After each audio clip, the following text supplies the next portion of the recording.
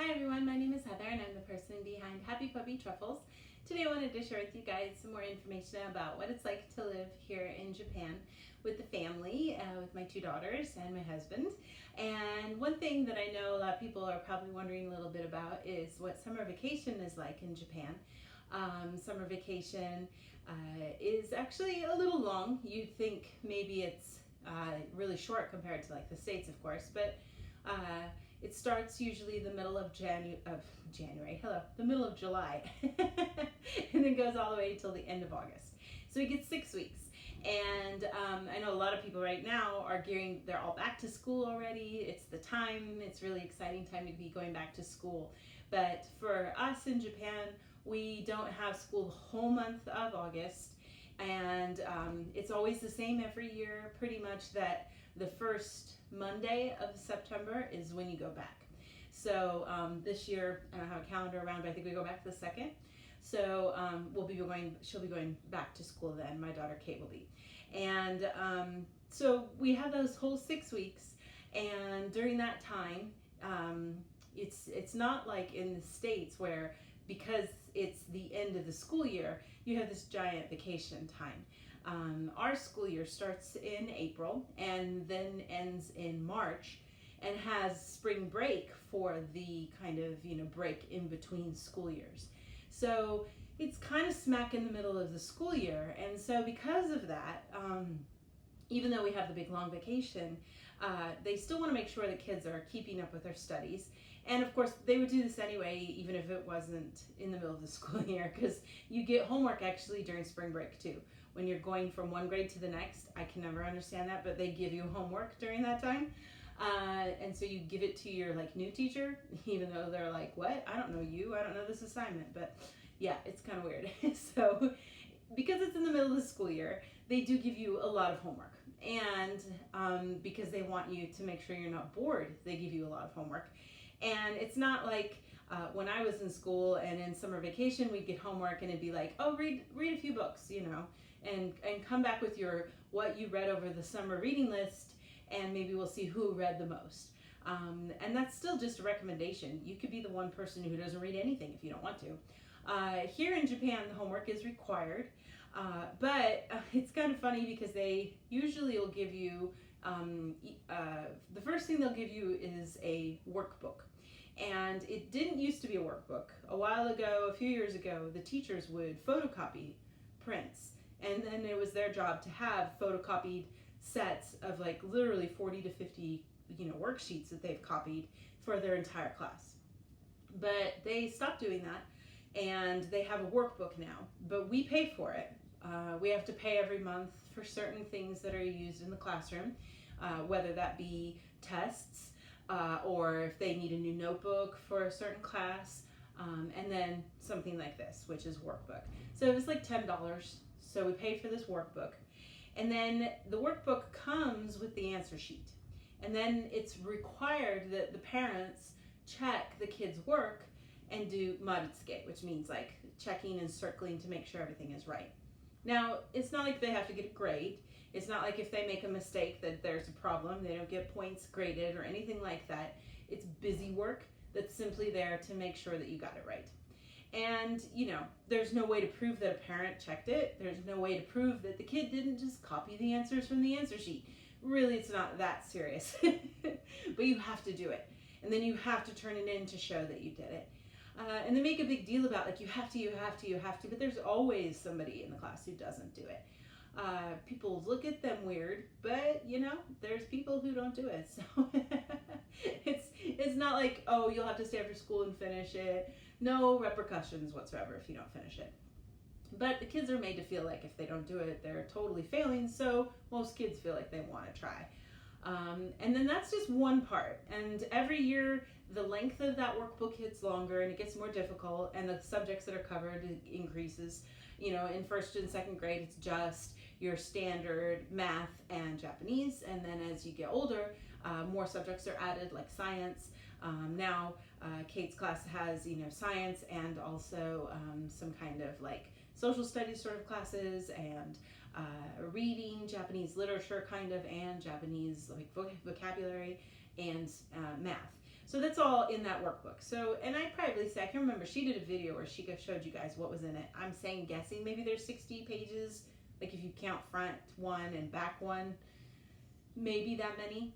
And then they also are supposed to copy or practice writing Japanese kanji in another notebook. And the requirement for summer vacation this year was 20 pages. And when they do that, they have their own kind of like kanji or vocabulary notebook, textbook, and it has all of the vocabulary that they're learning for the year, which are usually, kanji characters that they have to remember. And there's a certain order to how you write it. We call it kakejun, where you have to write the kanji in the right way. It's like being really strict about English and saying, okay, do you write your letter A with like this, with a connected V with a point and then a line? Do you make the line first and then draw it? If you make the line first and draw it, then you're out, and that you get a bad point for that. That's how strict it is. It's very strict. If any of the line goes out too far or doesn't, curve at the right angle or leave a cute little tail, then they mark you off for that.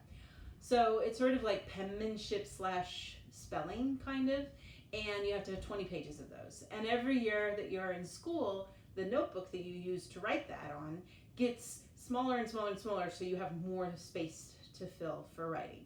Right now, Kate's in 5th grade, and so hers, I believe, is 120 little squares. So that means that you could write, if you wanted to, 120 different kanji, single individual, symbols on a page, and she has to do 20 of those.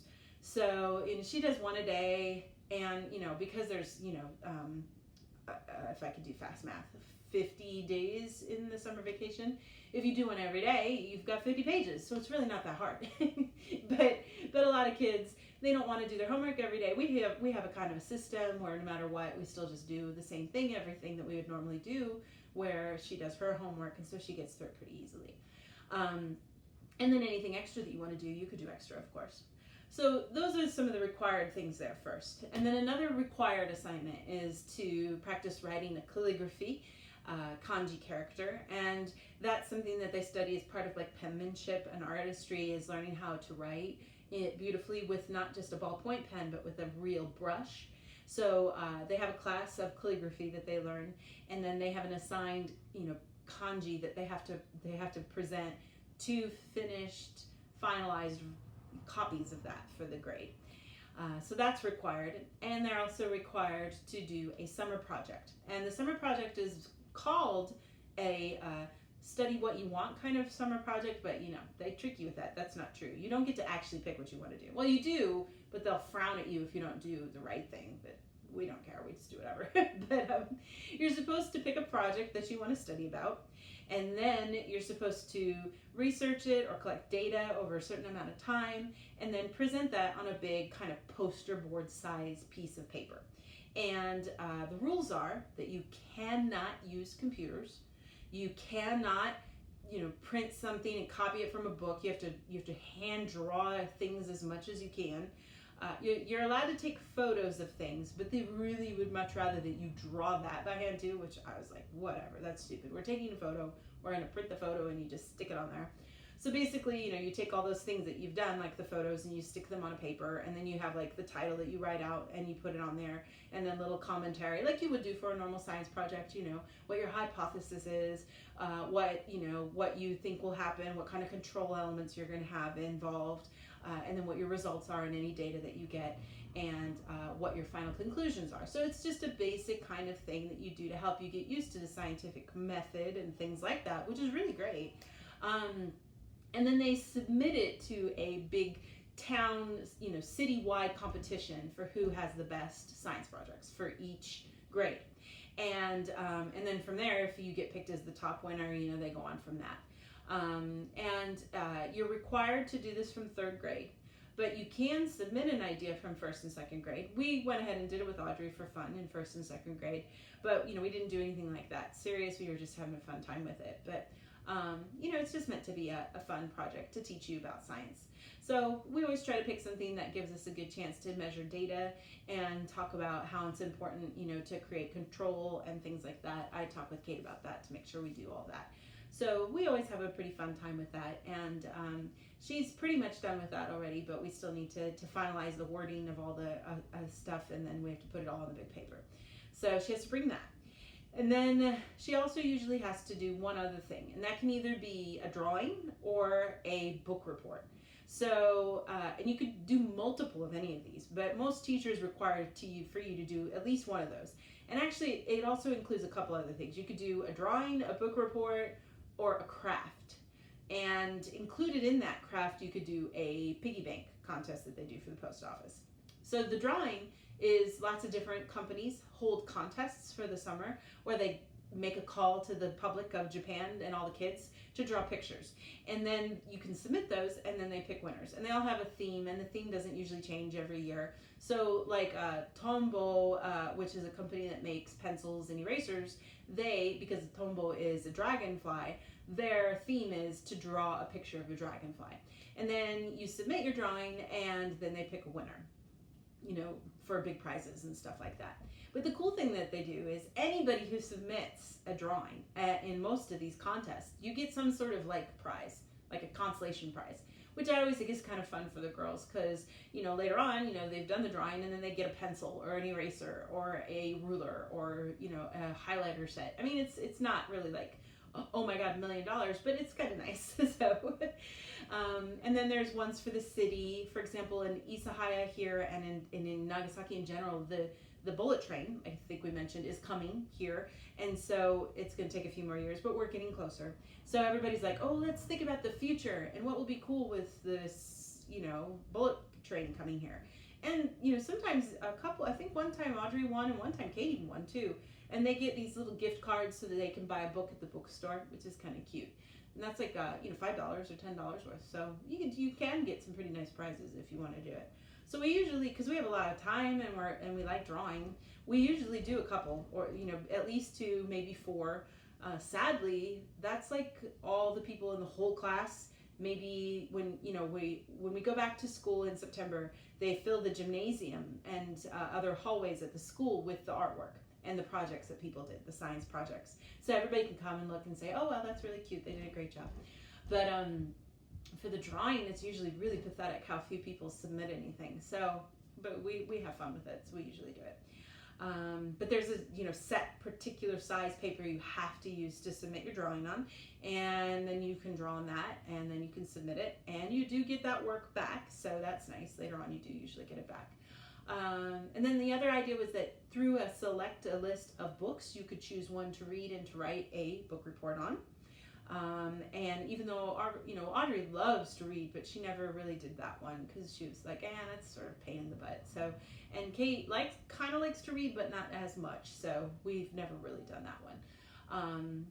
We tried to encourage her to write by writing like her review of watching her favorite Minecraft YouTube person and the stories that he presents there, and so she would watch that and then summarize that to help her work on her writing skills. But we didn't really force her to read. We do read every night. Actually, we do have a reading time every night after we've written in our diaries. We read for 10 minutes, but we don't want to push her to read, because sometimes that can make you hate it, and I don't want her to hate it. So. Then the other thing you could do is you could do a craft, and the craft is usually something sewing or something with wood, and those are usually the general rules that they give to you. And if you go to a local store, you will see aisle after aisle, like at Target kind of stores, where they have all these pre-designed sets for craft projects for the summer vacation. So they'll have kits for sewing, they'll have kits for making things up cardboard, they'll have things for wood projects and all sorts of silly things, and it's all pre-designed for you. But I always hate picking those because they're so boring. But plenty of kids do them. You can see them when you go and look at the display. It's like, oh, there's that one and that one and that one and that one and that one. They're all the same. But so we usually sew or do something. Kate did make that wood project with me where she did most of the work on that effector stand. But we decided we probably weren't going to take it to school because even though it's just the stand, then there's also the unit that everything plugs into underneath, and we just don't want everybody touching that. So because everybody goes through and everybody touches it, the kids get to see it first, and then the parents come after school. So you don't want to put stuff up that people are going to touch. But Kate really wants to make a plushy, fluffy friend, so we're going to do that probably for sewing later. But and then the other kind of craft related item you could do is you can make your own piggy bank, and that's usually another contest that's sponsored by the post office. And so you can submit that, and then they take all those and they have them on this display at our local post office to let everybody see what people made. So that's kind of cool. But so that's kind of all the things you have to do for summer vacation. So it's a lot. They're really set on trying to keep you busy, and lots of kids wait until the very last minute to do stuff. We have 2 days in the summer vacation where she has to go to school, and that's called a tokobi. And on those days, and I think most kids only have one. We have 2 in Nagasaki because on the 9th they go to school to have a special meeting to talk about the atomic bombs that were dropped in Nagasaki. So she goes to school for that day and turned in her some things then when she wanted to, kind of as a chance to turn some stuff in if you want. And then another day that she goes to school is the 21st. And on the 21st, she's supposed to bring the majority of her homework that day. And in some classes, especially by the time you get into 5th and 6th grade, depending on how strict the teacher is, you might get another workbook or another set of worksheets or some photocopied things to do as a second run. So we're waiting to see what happens on Wednesday because we might get more on that day to do. Just to be busy, to keep busy. So that's basically kind of what they get to do during summer vacation. Now that's just for elementary school kids. In middle school and high school, they do still have homework and they still have school. They pretty much go practically every day, especially if you're in a club. You go to school a lot and you participate in your club a lot. And sadly, most of the schools don't have air conditioning, so they've passed a lot of laws where they're trying to change that because we always have a number of students who die every year because of heat exhaustion and things. So, we're really grateful that Audrey doesn't go to school in middle school and Kate won't be either. So we won't have to have our time wasted by these things. I think a lot of people hear, oh, club, and that sounds so cool, and they get to put all that time into it, so that must be really great. But sadly, it's not. They spend all that time at club, and they work so hard. And it's kind of weird, but if you compare, middle school, high school level sports teams in Japan to middle school, high school sports teams in the States, the ability that they have, their general skill and ability to do that sport well is very low compared to the States, because they just focus on, drill. And if you're not older, you don't get to play at all. You just practice. And then you learn the, cheer so that you could stand in the sidelines and cheer for the older kids. So if you're younger, like underclassmen kind of the deal, you don't get to ever participate. It doesn't matter how good you are. It's almost like it's bad if you're good, because then everyone will look at you weird because you're not allowed to be good until you're older. And then by the time you get to the older years, you might finally get a couple spots to play. But they still just make you do stupid kinds of, pointless practice and pointless time of going and cheering and wasting time and cheering. And, the activity is year long. There's not seasons like there are in Japan. I mean, in America, for example, if you're a sports person, you could easily participate in 3 sports throughout a year, because you can have, your fall sport, your winter sport, and your spring sport, and then you could even do something during the summer just for fun. So there's always a chance to keep improving and changing what you do and get stronger and better by being, diverse. But here it's like, nope, you picked one thing and that's all you can do, and you can't do anything else. You can't, it's like really hard to be, oh, I'm also, in the chess club or something like that. You can't. It's very restrictive. Once you've picked a club, you've picked a life. And so that part of things in Japan really kind of wasn't very appealing to us. We were like very dreading, if the girls did get into middle school, what club they'd pick, and if it would be like one of those all-encompassing, taking over your life kind of activities. A lot of kids who don't want to do that deliberately pick clubs that don't do anything, and that helps a little bit, but it's sort of sad to watch people have so much of their time wasted. And they don't get better, if they're going to use all that time, at least make them really good at it, but they don't. So that kind of is weird. So we try to keep them away from, because there are clubs in elementary school too, much lighter things. But if you choose a sport, you're busy the whole time, the whole school year. you have, competitions at a set time of year, but the rest of the time it's just prep. And, we just didn't really want that for the girls if we could help it. So we kind of pushed them away from that. And luckily we had the, guitar stuff to do. So that was fun. But yeah, I feel like I've talked for a really long time. I hope I need to look at the clock and see how long I've been talking about. So I wanted to kind of tell you guys a little of this. So if you have questions, please feel free to leave them in the comment section below. And if there's something I didn't cover about anything, feel free to ask me and I'll try my best to answer. And I will have some more fun things to share with you guys in the days to come. Thanks so much for watching. Bye.